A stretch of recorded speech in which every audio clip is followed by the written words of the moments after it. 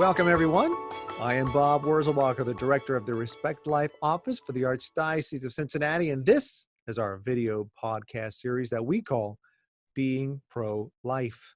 Each month, we'll discuss a different topic in the Respect Life arena. We'll hear personal stories from people deeply affected by those issues. And finally, we'll share ways that you can get involved. This month's topic is pro-life activities around the world. We're going to talk with people from every corner of the globe this month. So let's talk now with this week's guest. Will you please introduce yourself? I'm Joe Woodard. I'm originally from Virginia, but I'm based in Hong Kong. China probably has a lot of difficulty with the Catholic Church there. So what's that like, being a Catholic in China? Yeah, it is a challenge for a lot of different reasons. They did open up to allow religion within certain confines. So for Catholics, there's a Patriotic Catholic Association, and all churches are required to be registered. And ultimately, the Chinese atheistic government is in charge of all religious congregations under the Religious Affairs Bureau. So it's really challenging for those Christians who want to follow their conscience. They literally have to break the law just to be able to worship freely. What are some obvious things that we believe as Christians that you can't say out loud in China? Especially since President Xi Jinping took office several years ago, every year there's been more persecution and more restrictions on what people are allowed to say from the pulpit. Even at a Catholic church, for instance, and you see the church bulletin, they're never going to have a prayer for an end to abortion. You can't discuss that inside of a church that's registered with the government. What if you did have some kind of a protest or even a prayer against abortion? What would the government do? I'll use one example that's more specifically related to pro-life. Pastor Wang Yi. I should probably back up a bit. So in China, on June 1st, every year, they have this national holiday called Children's Day. And in 2012, a Christian pro-life guy decided, I want to do something to stop abortion. So he had the idea that on Children's Day, I'm just going to tell people, don't abort on Children's Day. And so he talked to that pastor, Wang Yi, and their church said, okay. And this little group from the church went outside and made signs and passed out literature, just encouraging people, 儿童节不要堕胎. So at least on Children's Day, don't get an abortion. And a beautiful, beautiful concept. And it actually did grow. It has grown for the past several years. But this pastor, for a number of different reasons, probably because of speaking out on abortion, as well as other political issues, he was arrested. And so were like 200 members of his church also were arrested, but he was kept in prison in an undisclosed location. He was not sentenced. The Chinese government cannot work within their own legal system to prosecute because they're political prisoners and it's against international law what they're doing. So they have this separate extrajudicial system where people are kept in undisclosed locations until, in Wang Yi's case, it was roughly a year before he finally received his sentence. Okay, well, I just looked that up. So if our listeners want to Google Wang Yi, that's W-A-N-G is Wang and Yi, Y-I. He was just in December sentenced to 9 years in prison. His crime is subversion of state power, according to this article in the New York Times. So he'll be stripped of his political rights, have what is $7,200 seized, which is probably a whole lot of money, I suppose. I don't know. It says he's been known for taking high-profile positions on politically sensitive issues, including forced abortions and the massacre that crushed the Tiananmen Square democracy movement in 1989, which you're not allowed to talk about in China, apparently. Right. So you're basically not allowed to be an active Christian, apparently, in China. Many of us are probably quite familiar with that policy that was in place for a very long time, the one-child policy, and then it also was changed to a two-child policy in China. Anything you can say about that? So yeah, everybody knows the terms one-child policy and two-child policy, but overall, it is, like, in my opinion, literally the bloodiest policy in human history. It was 10 years ago or so that the government was bragging about how they had prevented 400 million births. And at that time, I think it was probably somewhere in that general ballpark of 400 million abortions that had been done in keeping with the family planning policy. Women being literally dragged to the abortion clinic, family members like the mother of the mom being locked inside of the family planning office, and they were basically held hostage until the mom made the right decision and got the abortion. So all these egregious human rights abuses that were quietly ignored by Western leaders for decades, this all has happened. And now the damage has been done for the past 40 years. They are slowly phasing it out, and it'll probably be obsolete within a few years. But I think the most important thing the world can do is to not buy the lies that the Chinese government has told for the past few decades about why it was like a necessary evil. It wasn't. It damaged family relationship. It damaged communities. It damaged the economy. And ultimately, it didn't reach its goal. The other countries in East Asia who did not have this restrictive family planning policy actually decreased their birth rates faster than China did. So the family planning policy didn't even work.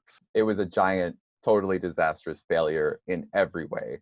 So let's talk about some other issues then. So there's ethnic suppression, right, that goes on now as well. The biggest human rights crisis that nobody was talking about for years was China's policies towards the Uyghur people in northwest China. There's this huge province about the size of Alaska called Xinjiang. They were supposed to have a lot of autonomy, take care of their own affairs after they were taken over by China. But the Uyghur Muslims would really like a lot of freedom, and China wants, well, they want their oil and they want, economic sovereignty. So Uyghurs have been piecemeal, been losing their autonomy and freedoms and also their cultural identity. Some people were kind of fighting back. And long story short, in the past few years, a couple million Uyghur Muslims have been put in vocational training centers, which run essentially as concentration camps, indoctrinated with communist propaganda every day. And then they're taught a vocational skill that they probably don't really need because a lot of them are already trained. A lot of them are professional, but they're re-educated and then essentially forced to do a job that they don't really want to do in a place that they don't live, that their family is not from. So many families are separated. The more that you learn about it, the more it's just really hard to believe that 2020, that this could actually be going on in the world with such a large group of people. And the fact that they're a Western company doing business in that region of the world too, it's very, very disturbing. So there's an official Chinese Catholic Church in China. Mm-hmm. So I guess this bishop isn't allowed to speak publicly against abortion, for example, or against other things in order to stay there. Is that the case? Something like that? I think at this point, the majority of bishops are registered with the Patriotic Catholic Association. There are some who have held out, some who are still under house arrest. I think the Bishop of Shanghai is still under house arrest at the Shanghai Seminary because he refused to join after he was consecrated as the Bishop of Shanghai. I'm not the expert on this, but there is a website called bitterwinter.org. It's actually run by a Catholic guy, but it's on religious persecution of many different religions. And they do talk a lot about China. And you can find more on Cardinal Zen, on specific things that are happening in Hong Kong, but most importantly, China's policies towards religious belief in the rest of the country. Okay, so you can get some more information right here on the website at bitterwinter.org. Great. Okay. Why don't we talk a little bit about Japan? I think they really feel like they have life figured out and the world figured out and they don't need God, for instance. But what they've been left with is a very elderly population with very few people reproducing. So that's, obviously going to cause a lot of economic problems from here on out. Family is not a priority if it's a matter of choosing between making money or investing in your children. It's sad to see how many empty playgrounds there are in Japan. I've been there for the March for Life a couple times. I wouldn't say it's dying exactly, but there are a lot of schools that are closing just because there aren't enough kids. What about assisted suicide? Where's that in Japan? Is it legal? In East Asia, there's a very strong emphasis on respect for elders. And even with that, I still don't see any way that euthanasia will not become a thing.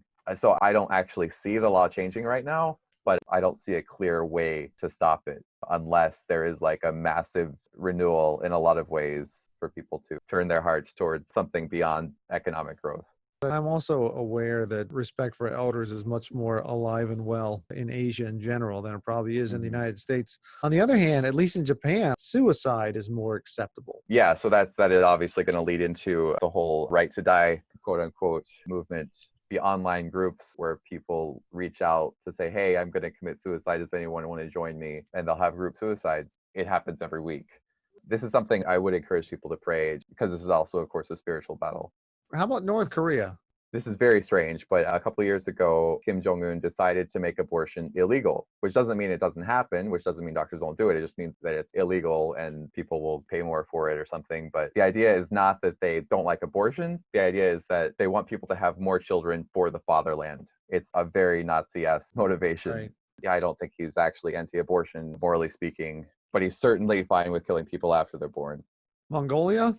So I've never been to Mongolia. I do know that there are a lot of abortion clinics there, and because anywhere that was under Soviet influence had a very high abortion rate. So tons of abortion clinic in the capital city, where half of the people live in the capital city of Mongolia. And the last I checked, there was only one pro-life medical clinic.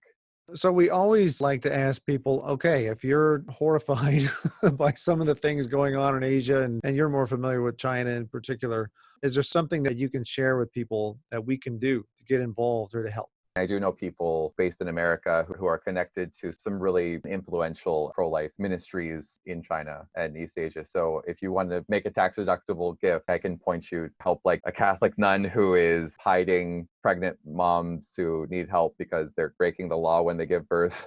And so how do we do that? This nun in particular, do you want to say just a little bit more about her and how it is that we would help her ministry? Yeah, so there's actually a Catholic nun working in China for over 20 years, specifically to help moms who are, in most cases, giving birth illegally. They've chosen life. They decided they can't get an abortion. They're either not married or they've already had their limit of children. So this nun, she has some volunteers and staff that help her basically hide these women and their babies so that they can go through the later part of the pregnancy and give birth and have a safe place for a few months afterwards. I met this nun several years ago, and since then, she's of course inspired some others, and there are other safe houses now in a few other parts of China too. And once again, if you want to support the ministry of this safe house run by this nun in China, we're not going to make that ministry made public, over the airways. So if you want to give to that ministry, you can contact Joe at joe@asiaforlife.com. And then more privately, he can give you the information you need of the 501c3 organization you can directly donate to. Well, Joe, thanks so much for sharing and spending some time with us today. Yeah, thank you so much. This was really fun. Please pray for East Asia. There's a lot of reasons to hope, but it will require a lot of miracles to make a difference in this region. And I want to thank all of our viewers and listeners for tuning in on this episode of our Being Pro-Life series. Head to the website and view all the links talked about in this episode at www.catholiccincinnati.org/being-pro-life. Thank you again for joining us today, and I look forward to being with you next time.